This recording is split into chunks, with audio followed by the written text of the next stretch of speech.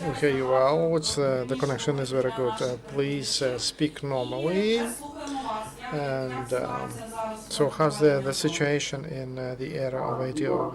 The situation of ATO is quite tense, and capabilities of ATO continue to do their task and in the districts, and that at the same time we renovate the work of those towns which were liberated, cities liberated from militants, and we unblock buildings, unmine. We take away mines from roads and from cities. As to IN-26, which was shut down yesterday, it became known to us yesterday that it fell in Luhansk region. But there is an investigation around that case. Secondly, we have there is a search operation to find those military men who were on the plane. At present, of 8 people from the crew, we know about only 2. We know only about 2 people. Nobody knows about the rest. And we take all the necessary measures to find our military men.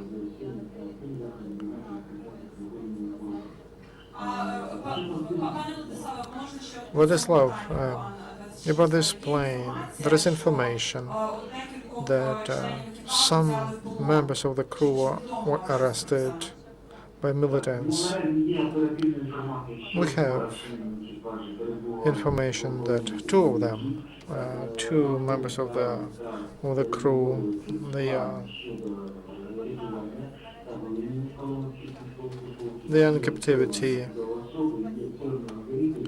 and we are working to get them out from captivity. As to the rest of military men, we continue search operation until we know what happened to them. There is also information about the plane which was shot down in Snizhny. As to Snizhny, there are a lot of rumors about that, and I know the following, that because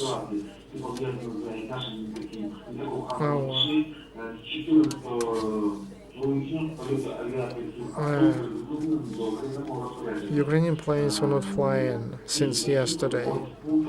All of them on the bases, because AN-26, which was flying higher than 6,000 meters, disappeared, and also and fell down. We know that militants don't have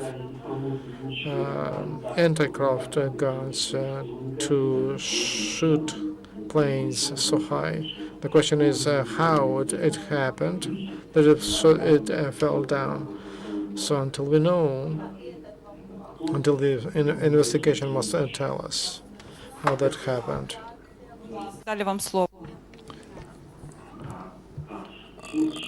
As far as the situation over the last 24 hours is concerned,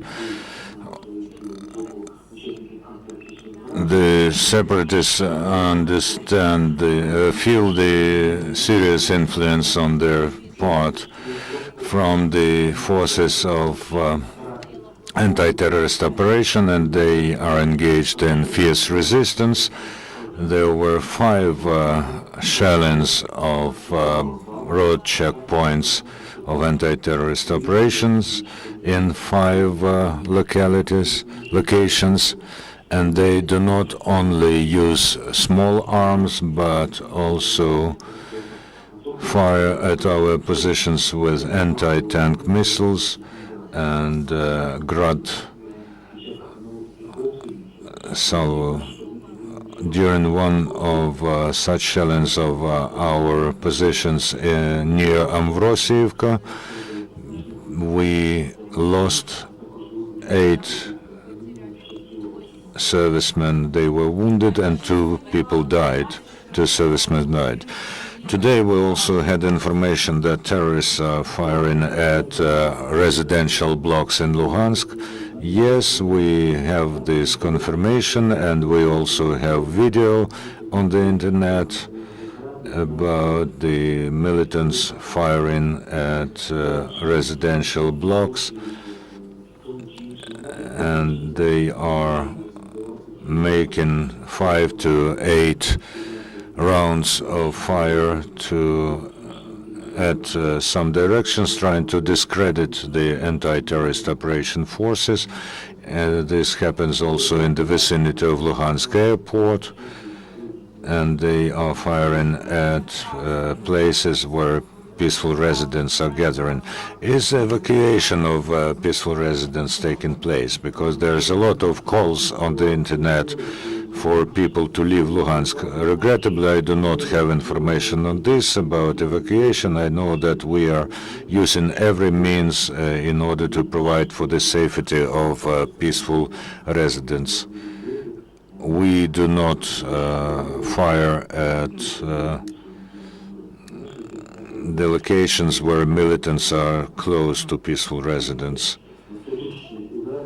We only are engaged in pinpointed blows against those locations where we know are militants and only militants. Then another question: do you know anything about new machinery that is approaching from Russia or entering from Russia? Because there were allegations that on the 15th of July, Russia was ready to use its special forces. As far as the actions on the part of Russian Federation are concerned, if there is information, then there is operation information which is classified, but we are prepared for any development of the situation, and our aim is to provide for peace and stability in the region, and we have all the necessary means to work for this. This is very important. Remember that information war is in full swing.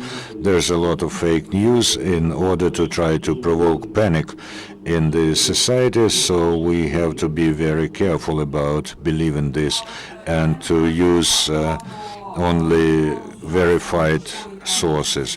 And the information about the column of heavy machines under Russian flags in Luhansk. At the moment, this is just operational information.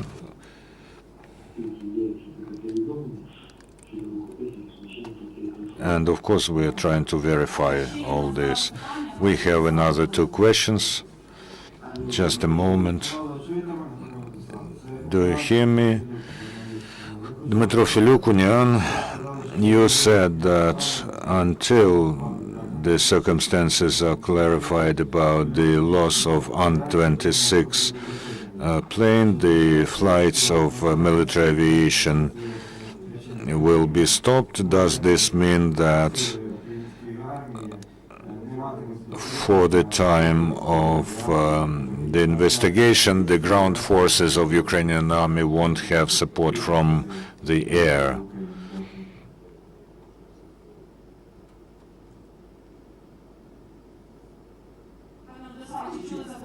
Have you heard the question? Hello. We'll try to connect again.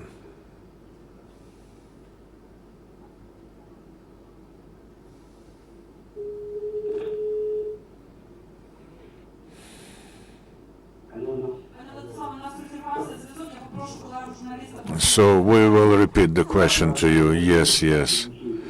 Yeah, I didn't hear the question. So the question is,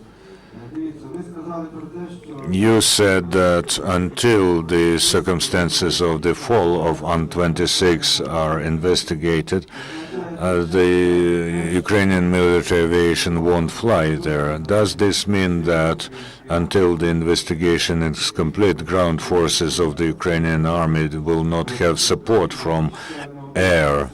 And another point to clarify. They say that the plane was shot at from anti-aircraft defense from Russia, or it was shot down by the Russian plane. What can you say on this? Thank you for your question. First of all, the commission that works to investigate the circumstances of the fall of An-26, they will work very urgently because it includes specialists who know about these problems, and I hope that very soon we will have some conclusions about preventive actions or the change of tactics to provide for the security of planes during anti-terrorist operation, in order also to provide for cover from the air of ground forces, of course. And as far as theories are concerned, what has happened before the plane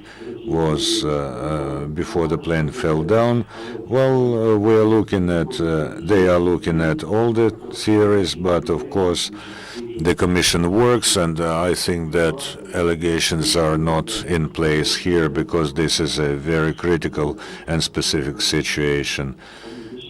So let's wait for the results of the work of the commission. As soon as they are made public, we will inform you about this, and the tactics of the use of aviation within the framework of ATO will change. Thank you very much, Vladyslav, and we will connect you soon. Thank you.